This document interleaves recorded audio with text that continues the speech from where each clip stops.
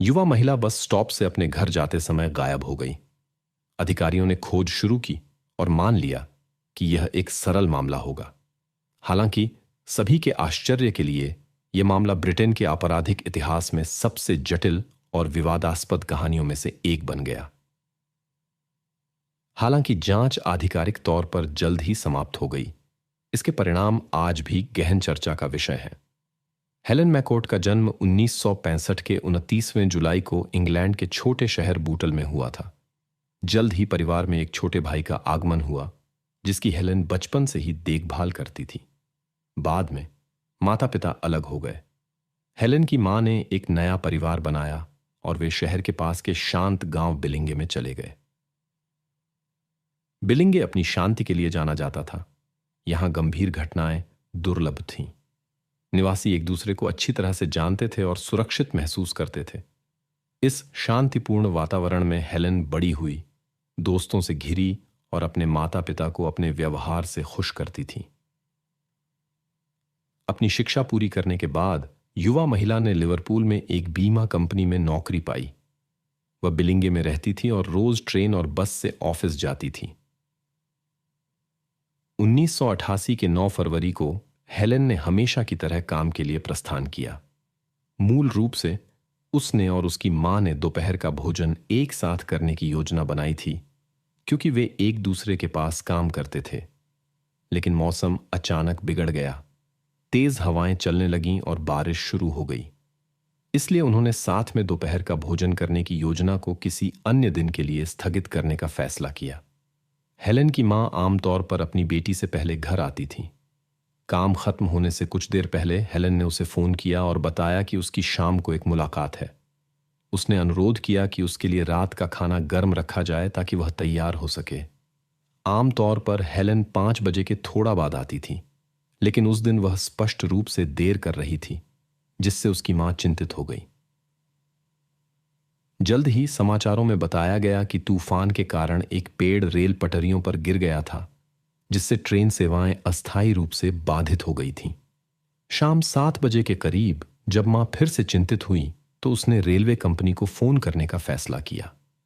स्थिति की व्याख्या करने के बाद उसे पता चला कि पेड़ की समस्या एक अलग खंड में हुई थी और हेलन के मार्ग को प्रभावित नहीं किया था। इस बिंदु पर महिला को अपनी बेटी की गंभीर चिंता होने लगी। हेलन लगभग हमेशा समय पर घर आती थी और देरी के बारे में सूचित करती थी।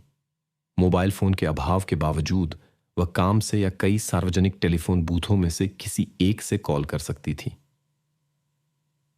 मां ने सोचा कि तूफान के कारण हेलन के साथ कुछ अप्रिय घटना हो सकती थी। उदाहरण के लिए, भारी बारिश और हवा के कारण गिरने और चोट लगने की संभावना हो सकती थी।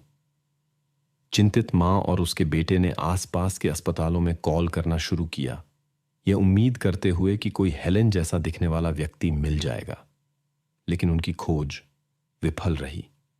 यह मानते हुए कि बेटी शायद काम पर अधिक समय तक रुक गई होगी, महिला ने कार्यालय से संपर्क किया। वहां उसे बताया गया कि हेलन ने कुछ घंटे पहले ही कार्यस्थल छोड़ दिया था। युवा महिला के दोस्तों को भी नहीं पता था कि वह कहां हो सकती है। इसके बाद मां, सौतेले पिता और हेलन के प्रेमी ने खुद खोज करने का फैसला किया। वे युवा महिला के काम से घर तक के सामान्य मार्ग का अनुसरण किया। हेलन हमेशा एक ही रास्ता लेती थी। वह लिवरपूल में ट्रेन पकड़ती थी, सेंट हेलेंस तक जाती थी और वहां से व्हिस्टन तक बस से जाती थी। हेलन का कोई सुराग न मिलने के बाद परिवार ने पुलिस से संपर्क किया। अधिकारियों ने तुरंत लिवरपूल और आसपास के अपने सहयोगियों को सूचित किया और लापता व्यक्ति का विवरण प्रसारित किया, लेकिन खोज निष्फल रही। अगली सुबह जब हेलन अभी भी नहीं लौटी थी और उसने संपर्क नहीं किया था, पुलिस अधिकारियों ने उसके मार्ग और शाम की घटनाओं को पुनर्निर्मित करना शुरू किया। उन्हें पता लगाना था कि युवा महिला अपने रास्ते के किस बिंदु पर गायब हुई थी। जांचकर्ताओं ने जनता से मदद मांगी और हेलन के सहकर्मियों, रेलवे स्टेशन के कर्मचारियों और बस कंपनियों से पूछताछ की। अंत में वे एक अप्रत्याशित निष्कर्ष पर पहुंचे। जांचकर्ताओं ने पुष्टि की कि युवा महिला ने वास्तव में उस शाम ट्रेन ली थी और फिर अपने गांव की बस ली थी। यह भ्रम पैदा करने वाला था, क्योंकि बस स्टॉप से उसके अपार्टमेंट तक केवल एक छोटी दूरी थी, केवल 200 मीटर। जांचकर्ताओं ने इस संभावना पर विचार करना शुरू किया कि हेलेन के साथ घर जाते समय कुछ अप्रिय घटना हुई होगी, क्योंकि एक सामान्य घटना में उसे पहले ही ढूंढ लिया गया होता। उन्होंने हेलेन के करीबी परिवेश की जांच करना शुरू किया, क्योंकि ऐसी स्थितियों में अक्सर परिचित लोग शामिल होते हैं। उसके प्रेमी और सौतेले पिता के पास उस शाम के लिए ठोस अलिबी थे। युवा महिला के दोस्तों और परिचितों को भी संदिग्धों की सूची से हटा दिया गया। 120 अधिकारियों की खोज टीमों के साथ पुलिस ने बस स्टॉप और हेलेन के घर के बीच के क्षेत्र की सावधानीपूर्वक जांच की। वे सभी संभावित सुरागों की तलाश कर रहे थे, कपड़े या वस्तुएं जो किसी अजनबी ने खो दी होंगी। साथ ही आसपास के कस्बों में युवा महिला के गायब होने की जानकारी प्रसारित की गई। गोताखोरों ने पास के जल निकायों की जांच की, जबकि पुलिस अधिकारियों ने घर घर जाकर निवासियों से पूछताछ की। उन्होंने बिलिंग के सभी दुकानों, पबों और कैफे का भी दौरा किया। जॉर्ज एंड ड्रैगन पब के कर्मचारियों के साथ बातचीत ने पहला सुराग दिया, क्योंकि यह बार हेलेन के घर के पास था और वह कभी कभी दोस्तों के साथ वहां जाती थी। जांच से पता चला कि घटना से कुछ दिन पहले बार के मालिक ने एक अप्रिय घटना के कारण हेलेन को बार में प्रवेश करने से मना कर दिया था। उसकी एक नशे में धुत महिला आगंतुक के साथ झगड़ा हो गया था, जिसने गलती से उस पर एक पेय गिरा दिया था। हेलेन झगड़ा नहीं करना चाहती थी और ताजा होने के लिए शौचालय चली गई, लेकिन महिला ने उसका पीछा किया और आक्रामक व्यवहार दिखाया। स्थिति इतनी बिगड़ गई कि अज्ञात महिला ने हेलेन को मारने की कोशिश की। अंत में बार के मालिक ने दोनों को बार छोड़ने और वापस न आने के लिए कहा। इस कहानी को स्पष्ट करने के लिए अगले दिन अधिकारी बार में गए ताकि मालिक इयान सिम्प्स से बात कर सकें। इसके अलावा यह स्थान बस स्टॉप से हेलेन के घर तक के रास्ते पर बिल्कुल सही था। इयान ने उस शाम के बारे में बताया और समझाया कि उसे दोनों महिलाओं से जाने के लिए कहना पड़ा ताकि अन्य मेहमानों को परेशान न किया जाए। बातचीत के दौरान बार लोगों से भर गया और शोर हो गया। पुलिस अधिकारियों ने इयान को सुझाव दिया कि वे बातचीत को पुलिस स्टेशन पर जारी रखें, जहां यह अधिक शांत होगा। और फिर कुछ अजीब हुआ। आदमी स्पष्ट रूप से घबरा गया, उनके साथ जाने से इनकार कर दिया और बातचीत समाप्त करने की कोशिश की। इससे जांचकर्ताओं को संदेह हुआ, क्या उसका हेलेन के गायब होने से कुछ लेना देना हो सकता था। उन्होंने इयान के व्यक्तित्व को और करीब से देखने का फैसला किया और उसकी महिलाओं के साथ फ्लर्ट करने की प्रतिष्ठा के बारे में जाना। अपने वैवाहिक स्थिति और 2 बच्चों के बावजूद इयान लगातार अन्य महिलाओं के साथ फ्लर्ट करता था और यह सभी स्थानीय लोगों को पता था। कानून प्रवर्तन अधिकारियों ने यह भी पता लगाया कि यह आदमी अक्सर हेलेन को विशेष ध्यान देता था। जब वह उसके बार में आती थी तो वह उसे मुफ्त व्यंजन पेश करता था और बातचीत शुरू करने की कोशिश करता था, लेकिन युवा महिला ने कोई रुचि नहीं दिखाई। उसे 2 बच्चों के साथ एक शादीशुदा आदमी का यह व्यवहार अजीब लगा। जांचकर्ताओं ने उसे फिर से देखा और पूछा कि हेलेन के गायब होने की शाम को वह क्या कर रहा था। आदमी ने बताया कि उसने अपने बार के ऊपर के कमरे में एक करीबी परिचित के साथ समय बिताया था। उसके शब्दों के अनुसार वह अक्सर वहां रात बिताता था, क्योंकि वह अपने व्यवसाय की सुरक्षा को लेकर चिंतित था। जांचकर्ताओं ने उल्लिखित महिला से बात की और यहां उन्हें एक अप्रत्याशित खोज हुई। महिला ने बताया कि उन्होंने वास्तव में शाम 7 बजे मिलने का फैसला किया था। हालांकि उस दिन उसने उसे फोन किया और बहुत देर से आने के लिए कहा। आखिरकार वह 7:30 बजे के आसपास पहुंची, लेकिन मालिक वहां नहीं था।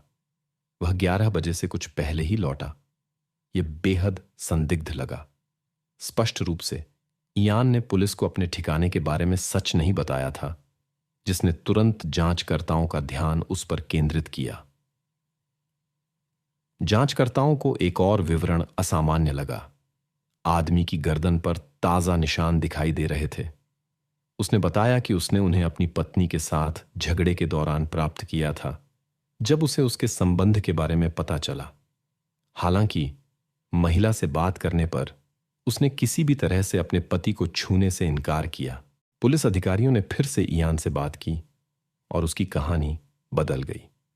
अब उसने दावा किया कि निशान उस शाम हेलेन और एक अन्य नशे में धुत आगंतुक को अलग करते समय हुए थे, जब पब में झगड़ा हुआ था। जांचकर्ताओं ने उल्लिखित महिला से बात की और उसने भी इस कहानी की पुष्टि नहीं की। उसके शब्दों के अनुसार कोई संघर्ष नहीं हुआ था और उनमें से किसी ने भी बार के मालिक पर निशान नहीं छोड़े थे। जल्द ही पुलिस के पास एक गवाह था जिसने उन्हें परेशान करने वाली जानकारी दी। उस शाम जब हेलेन गायब हुई, वह सड़क पर चल रहा था और अचानक एक तीखी महिला की चीख सुनाई दी। आवाज सीधे बार से आई थी, लेकिन जल्दी ही शांत हो गई। सभी परिस्थितियों को देखते हुए जांचकर्ताओं ने संदेह करना शुरू कर दिया कि इयान सिम्स युवा महिला के रहस्यमय गायब होने से जुड़ा हो सकता है। हालांकि वह सब कुछ इनकार करता रहा। जांचकर्ताओं को उसे मामले से जोड़ने के लिए ठोस सबूतों की आवश्यकता थी, अन्यथा वे गतिरोध में फंस जाएंगे।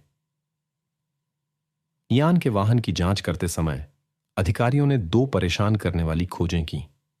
पहली थी कई अज्ञात स्रोत के धब्बे। दूसरी थी वाहन के फर्श पर एक महिला का कान का बाला।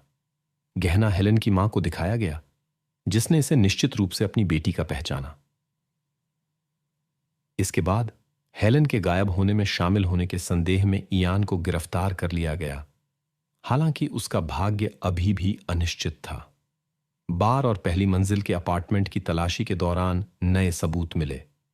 दोनों स्थानों पर मुश्किल से दिखाई देने वाले निशान पाए गए, जो जाहिर तौर पर पहुंचे गए थे। इन धब्बों में से एक पर विशेषज्ञों ने इयान का फिंगरप्रिंट पाया। अपार्टमेंट में कार से मिले कान के बाले का गायब हिस्सा भी मिला। एकत्र किए गए सबूतों के बावजूद आदमी सब कुछ इनकार करता रहा। जांचकर्ताओं को संदेह था कि हेलेन के साथ कुछ बुरा हुआ था, लेकिन उन्हें उसे खोजना था, अन्यथा अदालत इयान को बरी कर सकती थी। उन्होंने माना कि बार, अपार्टमेंट और कार में पाए गए निशान युवा महिला से संबंधित थे। हालांकि उन वर्षों में फोरेंसिक में डीएनए विश्लेषण का उपयोग करना शुरू किया गया था और ऐसी जांच करना आसान नहीं था। इयान ने खुद दावा किया कि निशान उसके कुत्ते के थे, जिसने अपने पंजे में चोट लगा ली थी। जांच में प्रगति करने के लिए जांचकर्ताओं ने जनता से संपर्क किया और एक व्यापक खोज में मदद मांगी। 2000 से अधिक लोगों ने अपनी सेवाएं दी, जिनमें स्थानीय और आसपास के समुदायों के निवासी शामिल थे। स्वयंसेवकों ने कानून प्रवर्तन अधिकारियों के साथ मिलकर बिलिंगे के आसपास के क्षेत्र की गहन जांच की, जिसमें जंगल और खेत शामिल थे। जल्द ही मामले में एक नया सुराग मिला, लेकिन यह किसी स्वयंसेवक द्वारा नहीं खोजा गया था। गांव से 25 किलोमीटर दूर हॉलिंस ग्रीन नामक एक कस्बे में एक आदमी ने अपने कुत्ते को घुमाते समय जमीन पर संदिग्ध धब्बों वाला एक तौलिया देखा। करीब से देखने पर उसने एक और ऐसा ही तौलिया और कई तकिए के कवर पाए। उनके पास पुरुषों के मोजे, एक स्वेटर और अंडरवियर पड़े थे। कुछ कपड़ों पर परेशान करने वाले निशान दिखाई दे रहे थे। आदमी ने अपनी खोज की सूचना पुलिस को दी और वस्तुओं को जांच के लिए ले जाया गया। हालांकि एक जटिलता थी। बिलिंगे से दूरी के कारण एक अलग थाने के अधिकारी घटनास्थल पर पहुंचे। उन्होंने इस खोज और हेलेन मैककोर्ट के गायब होने के बीच कोई संबंध नहीं बनाया। इस कारण उसकी खोज के कार्य में लगे जांचकर्ताओं को इन वस्तुओं की खोज के बारे में पता भी नहीं था। अंत में पुलिस अधिकारियों ने इन मामलों के बीच एक संबंध पहचाना। मिले स्वेटर पर लिखे लेबल ने उनकी मदद की। मिली हुई वस्तु पर एक प्रिंट था जो एक बियर ब्रांड का विज्ञापन कर रहा था, जो जॉर्ज एंड ड्रैगन बार में बेचा जा रहा था। जब जांचकर्ताओं को इसके बारे में पता चला, तो उन्होंने अनुमान लगाया कि ये सभी वस्तुएं संभवतः जन सिम्प्स की थीं। जांचकर्ताओं के पास विश्लेषण के लिए कई नमूने थे, लेकिन एक अधिक विस्तृत जांच का अनुरोध करने के लिए एक महत्वपूर्ण सबूत की कमी थी। 88 के दशक में ऐसी विधियां अभी व्यापक रूप से प्रचलित नहीं थीं। पुलिस ने बार, सिम्प्स की कार और मिली हुई वस्तुओं से प्राप्त नमूनों की तुलना हेलेन के करीबी रिश्तेदारों उसके माता पिता और छोटे भाई के विश्लेषण से करने का फैसला किया। परिणामों ने बहुत करीबी मिलान दिखाया जो लगभग रिश्तेदारी की गारंटी देता था। इसने जांचकर्ताओं को यह विश्वास दिलाया कि निशान हेलेन के थे और स्पष्ट रूप से उसके गायब होने में जन की संलिप्तता की ओर इशारा किया। समस्या यह थी कि ब्रिटेन में अदालतें ऐसे मामलों में मुख्य सबूत के बिना बहुत कम ही दोषी ठहराती थीं। सबूत कितने भी गंभीर क्यों न हो, न्याय की दृष्टि में हमेशा यह छोटी सी संभावना बनी रहती थी कि लापता व्यक्ति अभी भी जीवित हो सकता है।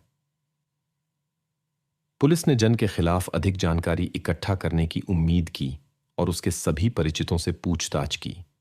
बार की सफाई करने वाली महिला के साथ बातचीत ने एक नई संदिग्ध घटना का खुलासा किया। महिला ने बताया कि हेलेन के गायब होने के अगले दिन सुबह वह हमेशा की तरह परिसर की सफाई करने के लिए काम पर आई थी। महिला के आश्चर्य की बात यह थी कि उसने मालिक को गहन सफाई करते हुए पाया। वह उत्साह से फर्श, दीवारों और मेजों को साफ कर रहा था और ऐसा लग रहा था कि वह इसमें काफी समय से लगा हुआ था। स्थिति में अजीब बात यह थी कि ऐसा पहले कभी नहीं हुआ था। आमतौर पर जब सफाई कर्मचारी सुबह की शिफ्ट के लिए आती थी तो आदमी अभी भी ऊपरी मंजिल के अपने अपार्टमेंट में सो रहा होता था। इस अचानक सफाई के कारण के बारे में आश्चर्यचकित प्रश्न पर इयान ने बताया कि उसके कुत्ते ने कथित तौर पर गड़बड़ मचा दी थी। एक अन्य गवाह ने कानून प्रवर्तन अधिकारियों को बताया कि जब वह रात में बार के पास से गुजर रहा था तो उसने एक चल रहे वैक्यूम क्लीनर की आवाज सुनी थी। कानून प्रवर्तकों को संदेह था कि इयान ने पूरी रात किसी भी सबूत को मिटाने में बिताई थी, लेकिन वह पूरी तरह से सफल नहीं हुआ था। संदिग्ध तथ्यों के बढ़ते जाने के बावजूद मामला अभी भी अदालत में नहीं लाया गया था। जांचकर्ताओं ने लापता महिला की खोज जारी रखी, लेकिन बड़े पैमाने पर अभियान भी कोई परिणाम नहीं ला सके। एक महीने बाद एक नया सुराग सामने आया। बिलिंग्स से लगभग 30 किलोमीटर दूर नदी के किनारे टहलते हुए एक राहगीर ने घास में एक महिला का हैंडबैग देखा। जब उसने अंदर देखा तो उसे कैलन मैककोर्ट के नाम पर दस्तावेज मिले। घटनास्थल पर पहुंची पुलिस ने जल्द ही और अधिक सबूत पाए। पास में उन्होंने कपड़े खोजे जिन्हें युवा महिला को उसके गायब होने के दिन पहने हुए देखा गया था। साथ ही दूसरा कान का बाला जो इयान की कार में पाए गए बाले से मेल खाता था। हालांकि आगे की जांच ने जांचकर्ताओं को एक और भी परेशान करने वाली खोज की ओर ले गई। पास में एक तार का गुच्छा पाया गया जिसमें बाल की लटें उलझी हुई थीं। प्रयोगशाला विश्लेषण ने पुष्टि की कि वे कैलन मैककोर्ट की थीं। युवा महिला के बैग की जांच करते हुए जांचकर्ताओं ने सेंट कैलेंस की एक फार्मेसी से एक कैश रसीद पाई। यह पता चला कि कैलन ने उस शाम वहां खरीदारी की थी जब उसे आखिरी बार देखा गया था, बिलिंग के लिए बस लेने से कुछ देर पहले। पुलिस अधिकारियों ने हैंडबैग के पास सभी खरीदी गई वस्तुएं पाईं, एक टूथब्रश को छोड़कर। अजीब बात यह है कि लापता स्वच्छता उपकरण गांव से 30 किलोमीटर दूर नहीं मिला जहां हैंडबैग पड़ा था, बल्कि इयान सिम्स के बार में मिला, जहां जांचकर्ता अपनी गहन जांच जारी रखे हुए थे। वहीं उन्हें एक हेयर क्लिप भी मिला जिसे कैलन की मां ने उस सुबह की पहचान की जिसे पहनकर युवा महिला काम पर गई थी।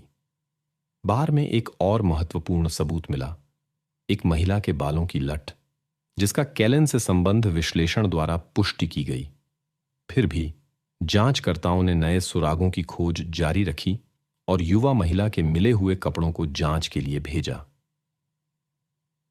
विशेषज्ञों ने उन पर कालीन के रेशे पाए जो जॉर्ज एंड ड्रैगन बार के रेशों से बिल्कुल मिलते जुलते थे। इसके अलावा उन्होंने कपड़ों पर इयान के कुत्ते के बालों के निशान पाए। इसके बाद विशेषज्ञों ने 2 अंगूठियों और एक कंगन की जांच की जो व्यक्ति से उसकी गिरफ्तारी के बाद ली गई थी। उन पर उन्होंने मिट्टी के निशान पाए जो उस क्षेत्र की मिट्टी से मेल खाते थे जहां पहले गंदे तौलिए और जॉर्ज के सामान पाए गए थे। जल्द ही एक और सबूत सामने आया। रिक्सटन नामक छोटे शहर के पास बिलिंगे से 24 किलोमीटर दूर एक बेलचा पाया गया।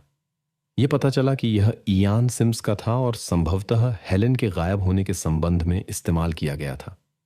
हालांकि सैकड़ों स्वयंसेवकों के प्रयासों के बावजूद युवा महिला को खुद खोजना अभी भी संभव नहीं हो पाया था। कई सबूतों को देखते हुए हेलेन के रिश्तेदारों को एक दुखद परिणाम पर शायद ही कोई संदेह था। हालांकि अंतिम पुष्टि की कमी ने उन्हें उचित तरीके से विदाई लेने और यह सुनिश्चित करने से रोक दिया कि दोषी को उचित सजा मिलेगी। इयान ने दृढ़ता से घटना में अपनी संलिप्तता से इनकार किया, लेकिन अंततः मामला अदालत में पहुंच गया। सुनवाई हेलेन के गायब होने के 1 साल बाद 79 के फरवरी में शुरू हुई। यह ब्रिटेन में पहले मामलों में से एक था जिसमें लापता व्यक्ति को खोजे बिना किसी को जिम्मेदार ठहराने का प्रयास किया गया था। इसलिए प्रभावशाली सबूतों के बावजूद अभियोजन पक्ष सफलता पर संदेह कर रहा था। उनके संस्करण के अनुसार हेलेन उस शाम बस से उतरी और अपने सामान्य मार्ग से घर की ओर चल पड़ी। जब वह जॉर्ज एंड ड्रैगन पब के पास से गुजर रही थी तो उसने इयान सिम्स का ध्यान आकर्षित किया, जिसने किसी बहाने से बातचीत शुरू की। संभवतः आदमी उस घटना पर चर्चा करना चाहता था जिसके कारण उसने उसे अपने प्रतिष्ठान में आने से मना कर दिया था। जांचकर्ताओं का अनुमान था कि इयान ने हेलेन को विवाद सुलझाने और पब पर प्रतिबंध हटाने का प्रस्ताव दिया होगा। इस तथ्य को ध्यान में रखते हुए कि यह बिलिंगे में लगभग एकमात्र स्थान था जहां हेलेन दोस्तों के साथ जा सकती थी, वह समस्या के समाधान में रुचि रखती थी। स्पष्ट रूप से आदमी ने उसे प्रतिष्ठान में आमंत्रित किया जहां उस समय कोई मेहमान नहीं थे। कुछ ही देर बाद कुछ अप्रत्याशित हुआ, जिसकी पुष्टि एक आकस्मिक राहगीर के बयान से होती है। उसने एक महिला की चीख सुनी जो जल्दी ही शांत हो गई। हेलेन से मिलने के बाद इयान ने एक बिजली के तार का टुकड़ा इस्तेमाल किया और उसे दूसरी मंजिल पर अपने अपार्टमेंट में ले गया। वहां शायद कुछ अप्रिय हुआ, जिसके बाद वह सुबह होने का इंतजार करता रहा और हेलेन को कार में ले गया। आदमी उसे बिलिंग से दूर ले गया और छिपा दिया। फिर उसने उसके कपड़े, अपने कपड़े और अन्य वस्तुएं विभिन्न दूर दराज के स्थानों पर फैला दी। उसके उद्देश्यों के बारे में कई अनुमान थे। पहला व्यक्तिगत प्रकृति का था। कई गवाहों के बयानों से जांचकर्ताओं को पता था कि इयान ने कई बार युवा महिला में रुचि दिखाई थी, लेकिन उसने हमेशा उसे अस्वीकार कर दिया था। संभवतः उस शाम उसने अपने बुरे इरादों को अंजाम देने का मौका देखा।